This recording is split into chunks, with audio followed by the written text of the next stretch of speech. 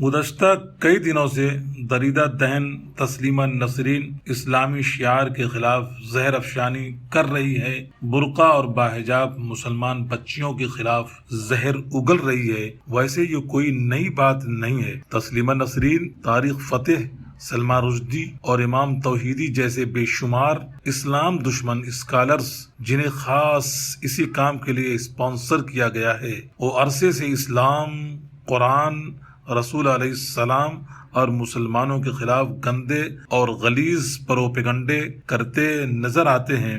واضح رہے کہ یہ زہریلے لوگ بنیادی اسلامی فکر اور قرآنی تعلیمات سے کسی علمی یا معلوماتی بنیاد پر اختلاف رائے نہیں کرتے، بلکہ یہ لوگ نفرت اور یہودیت انڈیلتے ہیں، بلا کسی منطقی دلیل کے یہ افراد اسلامی تعلیمات پر مغلظات بکتے ہیں، یہاں تک کہ رسول علیہ السلام کے خلاف گندی گندی گستاخیاں کرتے پھرتے ہیں۔ تسلیمہ نسرین نے مغلظات بکتے ہوئے برقعے اور باحجاب خواتین کو نشانہ بنایا، جس میں خاص بات یہ رہی کہ شہلا رشید نامی معروف خاتون نے حجاب کے خلاف تسلیمہ نسرین کی بکواس اور غلاظت پر اپنے آفیشیل اکاؤنٹ سے پسندیدگی کا اظہار کیا۔ مجھے اس پر بالکل حیرت نہیں کہ شہلا رشید نے صریح اسلام دشمن بکواس کو پسند کیوں کیا۔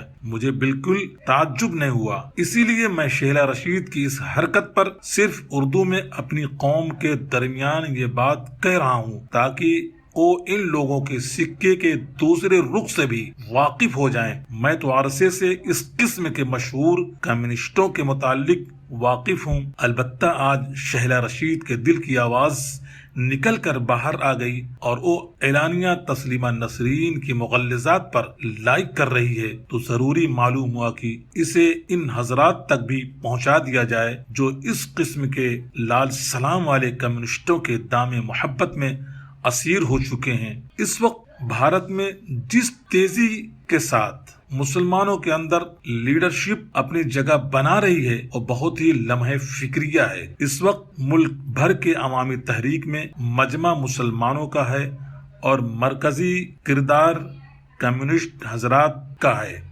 ہندو اور دلت پر اثر پوزیشن میں نہیں ہے اور مسلمان صرف بھیڑ بنا ہوا ہے۔ مسلمان کمیونسٹوں کی اس تحریک سے کچھ حصولیابی ملے اس کے آثار بچانا چاہیے۔ بعض جگہوں پر تو خود میں نے یہ تک دیکھا کہ مسلمانوں کے موبائل اور ہاتھوں میں کنہیا کمار، جگنیش میواتی، عائشی گھوش اور سوارا بھاسکر وغیرہ کی تصویریں وافتگی کے ساتھ چمٹی ہوئی ہیں۔ استفسار کرنے پر معلوم ہوا کہ ان کی نظروں میں یہ لوگ رول ماڈل ہیں، جبکہ یہ لوگ جو آج مسلمانوں کے عوامی بھیڑ کو اپنی لیڈرشپ ڈیولپ کرنے کے لیے استعمال کر رہے ہیں، ان میں ایسے بھی ہیں جن میں فکری اور نظریاتی ہی نہیں بلکہ استعماری تاریخی اسلام دشمنی میں سنگواز سے بھی زیادہ لطفت ہیں۔ ہو سکتا ہے کہ مسلمانوں کا یہ طبقہ جو اپنے حق میں غیر مسلموں کی زبانی محض اسلام اور سر پر ٹوپی رومال دیکھ کر معروب ہونے کا عادی ہے، انہیں میری بات سے ناراضگی ہو۔ میری گزارش ہے کہ میری بات نوٹ کر لیجئے۔ جس دن کچھ لوگ جو آج آپ کی بھیڑ کے کاندھوں پر سرگرم ہیں وہ بھارت میں طاقتور ہوں گے، اس دن ان کی زبانیں طارق فتح، تسلیمہ نسرین اور سلما رشدی کو بھی پچھاڑ دیں گی۔ میں ذاتی طور پر اس بات میں یقین رکھتا ہوں کہ ہندوستان ایک تکثیریت کا حامل ملک ہے۔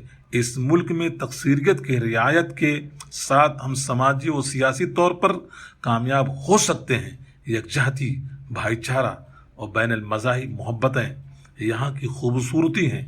ان چیزوں کی رعایت کرتے ہوئے چلنا اس ملک کا فطری تقاضا ہے جس کو ہم پوری طرح برت رہے ہیں۔ میں نے سنگھیوں کے خلاف صف آرا لال سلام والے ان تمام کمیونسٹ حضرات کی تائید میں ہمیشہ لکھا ہے اور بولا ہے، اور ابھی بھی میرا یہی موقف ہے کہ موجودہ عوامی تحریک کا رزلٹ حاصل کرنے کے لیے ڈیموکریٹک طریقوں سے اگلے مراحل پر آنا ہوگا۔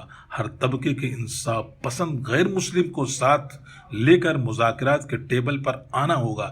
سیاسی اپوزیشن پارٹیوں کے ساتھ بیٹھنا اور معاہدات کرنا ضروری ہے۔ اس پوزیشن میں ہندو ہوں، دلت ہوں، سکھ ہوں یا کمیونسٹ ہوں، سب کو ساتھ میں لینا ہے۔ لیکن یہ بھی یاد رکھیے، موجودہ صورتحال آئندہ کے 100 سالوں کی تاریخ ہے۔ یہ وقت مطلق کچھ لوگوں کی بھیڑ بن کر نئی کانگریس جنم دینے کا نہیں ہے، بلکہ اپنے پیروں پر کھڑے ہونے کا ہے، تاکہ ہم برابری کی سطح سے مذاکرات و معاملات طے کریں، اپنی حصہ داری واضح کریں۔ اگر ہم اسی طرح رہیں گے تو آئندہ 70 سالوں کے لیے اپنی ہی ہاتھوں سے ایک اور کانگریس کو جنم دے دیں گے، جن کی بنیادی خمیر ہم سے ہمدرد محبت کا عنصر نہیں ہے۔ اس تحریک کے ابتدائی دنوں میں ہی تاریخ کی روشنی میں وہ صورتحال واضح ہو رہی تھی جو کہ آزادی کے جدوجہد میں کانگریس کو ہم پر مسلط کرنے کے اسباب میں سے تھی۔ اسی لیے ابتدا ہی میں اس جانب توجہ دلانے کی کوشش کی گئی تھی۔ اس تحریک سے اپنی قوم کے لیے کچھ حاصل کرنا ہے تو نئے نوجوان، مخلص مدبر اور بے لوث سینکڑوں زمینی کام کرنے والے اور فکری و قلمی حق ادا کرنے والے افراد کی ضرورت ہے، جو کہ ہماری قوم میں اس وقت کثرت سے نظر آ رہے ہیں۔ لیکن اس کے لیے بھی قدیم افراد کا تعاون ضروری ہے۔